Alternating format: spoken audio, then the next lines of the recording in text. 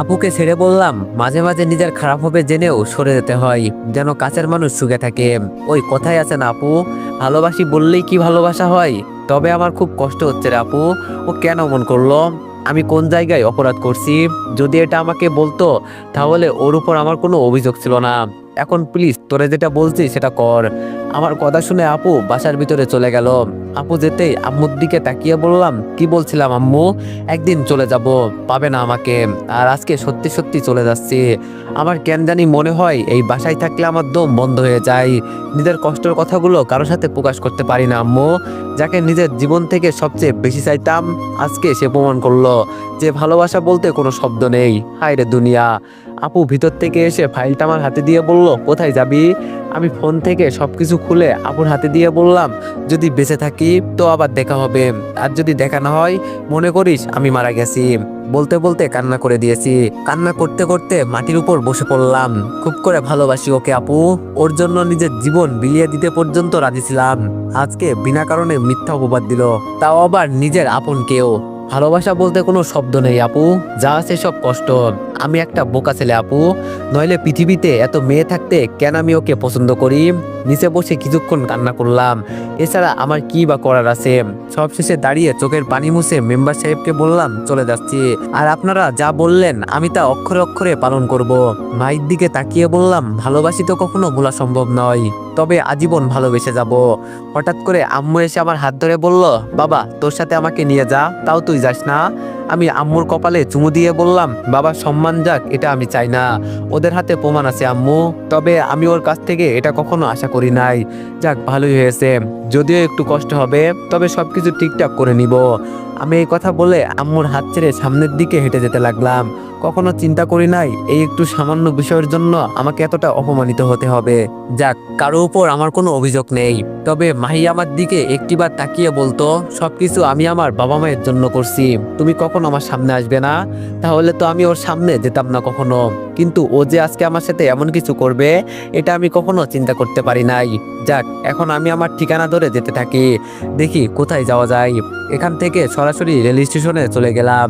Train journey করলাম 5 ঘন্টা। জানি না এখন কোন জায়গায় এসেছি, তবে যেখানেই তাকাই শুধু চারিদিকে বিল্ডিং আর বিল্ডিং। কখনো ভাবি নাই মাহিকে এভাবে ছেড়ে আসতে হবে। যদিও মাহি যা বলল সবকিছু সত্যি কথা। হয়তো মাহির বাবা বলেছে, আজকে যদি ভয় দেখিয়ে ও আমার মেয়েকে জড়িয়ে ধরে ঘুমাতে পারে, তাহলে অন্য একদিন যে এসে অন্য কিছু করবে না এর কি গ্যারান্টি আছে? এজন্য আমার বিচার করেছে, যাতে পরে আমি কারোর সাথে বিয়াদবি না করি। কয়েকদিন হয়তো কষ্ট পাবো, পরে আশা করি ধীরে ধীরে সবকিছু ঠিক হয়ে যাবে। আজকে থেকে কারোর সাথে কোনো ধরনের যোগাযোগ করবো না, সবকিছু বন্ধ করে দিব। এখন তো নিজের স্বাধীন মতো চলতে পারবো। সামনে হাঁটতে লাগলাম।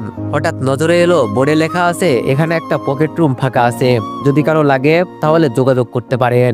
আমি এবার বাসার দিকে যেতে লাগলাম। দরজার কাছে গিয়ে কলিং বেল দিয়ে দাঁড়িয়ে আছি। কিছুক্ষণ পর একটা মহিলা বের হয়ে আসলো। মহিলাটা আমাকে দেখে বলল, কি চাই বাবা তোমার এখানে?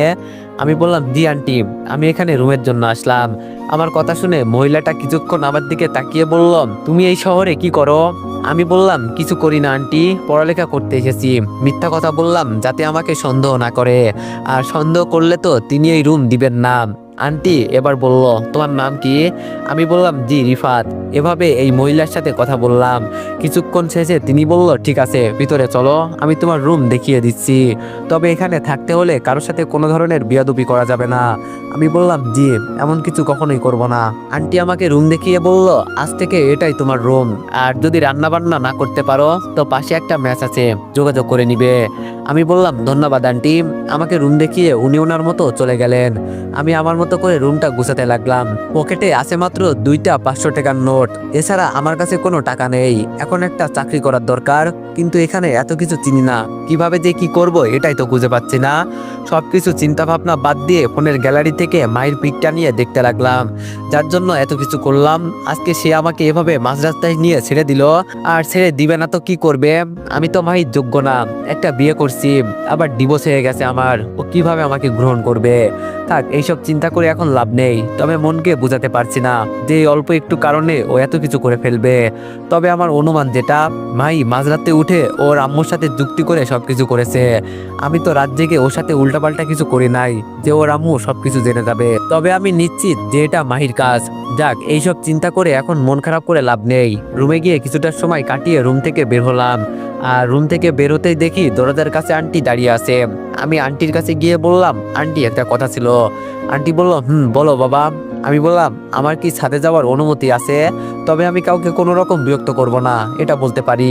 আন্টি বলল, ঠিক আছে যাও, তবে ছাদে আমার বড় মেয়ে আছে, ওর দিকে আবার তাকাবা না, তাহলে কিন্তু ও অনেক রাগ করবে।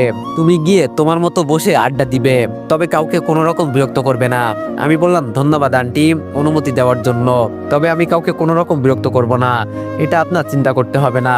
এই কথা বলে আমি ছাদের দিকে যেতে লাগলাম। ছাদের দরজার কাছে গিয়ে মাথা নিচু করে সামনের দিকে যেতে লাগলাম। তবে এখানে হয়তো কিছু মানুষ বসে আড্ডা দিচ্ছে মনে হচ্ছে।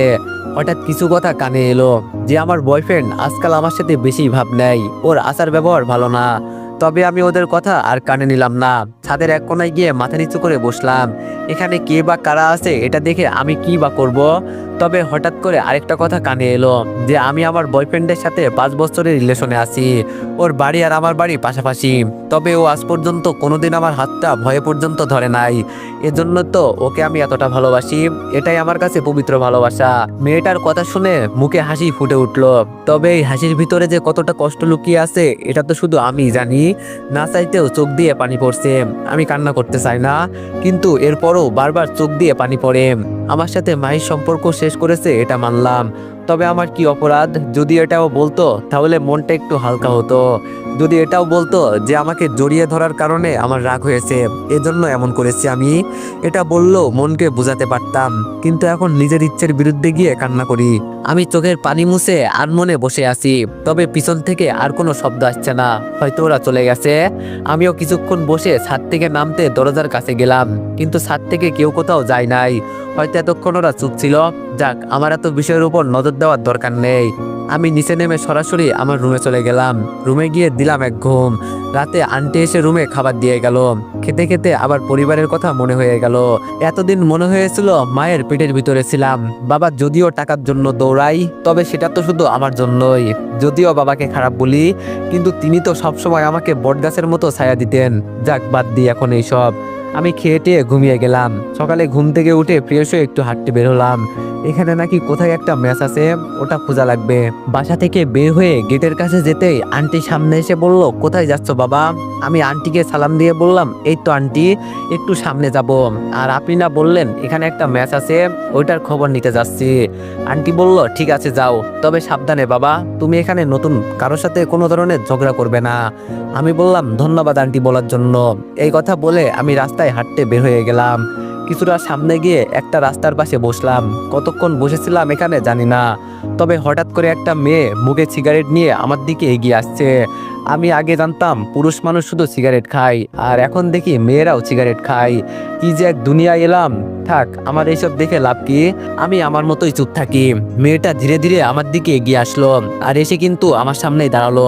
বুঝলাম না আমার কাছে কি চাই, নাকি এই মেয়ে কোনো ছিনতাইকারী। যেই আমি উঠে চলে যাব, তখন মেয়েটা বলল, উঠে যাওয়ার দরকার নেই, বস এখানে, তোর সাথে আমার কিছু কথা আছে। মনে মনে বললাম, তাহলে আজকে কি আমি ফেঁসে গেলাম? কাউকে কি ডাক দিব আমি? আর এই শহরে যদি কারো সামনে কাউকে খুন করা হয়, তারপরও নাকি কেউ এগিয়ে আসে না। আর আমি ডাক দিলে কি বা এমন হবে? উল্টা আমাকে সন্দেহ করে মানা শুরু করবে। মেয়েটা আমাকে আবার বলল, দেখ, ভয় পাওয়ার কোনো দরকার নেই, এমনি তোর সাথে কথা বলতে আসছি, আর তোরে তো আমি চিনি। এবার আমি বললাম, কিভাবে আমাকে চিনেন? আর আমি তো এখানে। মেয়েটি বলল, কি তুই এখানে নতুন তাই তো বলবি? আমি জানি। আমি মেয়েটার কথা শুনে বোকা হয়ে বললাম, আপনি কিভাবে জানেন যে? মেয়েটি বলল, আমি আরো অনেক কিছু জানি তোর সম্পর্কে। এবার আমি সত্যি সত্যি ভয় পেয়ে গেলাম। আর আমি যে ভয় পেয়েছি মেয়েটা কিছুটা হলেও বুঝতে পারছে। মেয়েটা আমার অবস্থা দেখে বলল, আমি কি বাঘ নাকি ভাল্লুক যে আমাকে দেখে এত ভয় পাস? চল আমার সাথে, ম্যাচ খুঁজতে তো এখানে আসলি, চল আমার সাথে, আমি চিনি। আমি বললাম, কিন্তু? মেয়েটি বলল, আমি অচেনা মানুষ তাই তো, যদি আমাকে দিয়ে তোর উপকার হয় তাহলে তোর ভালো না বল? এবার আমি একটু মেয়েটার কথা শুনে সাহস পেলাম, এজন্য মেয়েটার সাথে হেঁটে হেঁটে সামনে যেতে লাগলাম। হঠাৎ মেয়েটা আমাকে জিজ্ঞেস করলো, আমাকে চিনিস তুই? আমার নাম? আমি বললাম জি না, কিছুই জানি না তো আপনার সম্পর্কে। মেয়েটি বলল, চিন্তা করিস না, ধীরে ধীরে সবকিছু জেনে যাবি। আর আমার নাম রাধিকা। আমি বললাম, আপনি কি হিন্দু? মেয়েটি বলল, কেন, হিন্দুরাই কি এই নাম রাখে? আমি বললাম, ওরাই বেশি এই নাম রাখে। মেয়েটি বলল, আমার অন্য একটা নিকনেম আছে, ওটা তোরে পরে বলবো, তবে এটা আমার ফেভারিট নাম। আমি আর কিছু বললাম না, চুপ হয়ে গেলাম। কিছু দূর সামনে গিয়েই দেখি 5-6টা মেয়ে রাস্তার মোড়ে দাঁড়িয়ে আছে। এটা দেখে তো আমি ঢোক গিললাম, মনে মনে বলছি শুধু জীবনটা বাঁচিয়ে নিতে পারলেই হলো।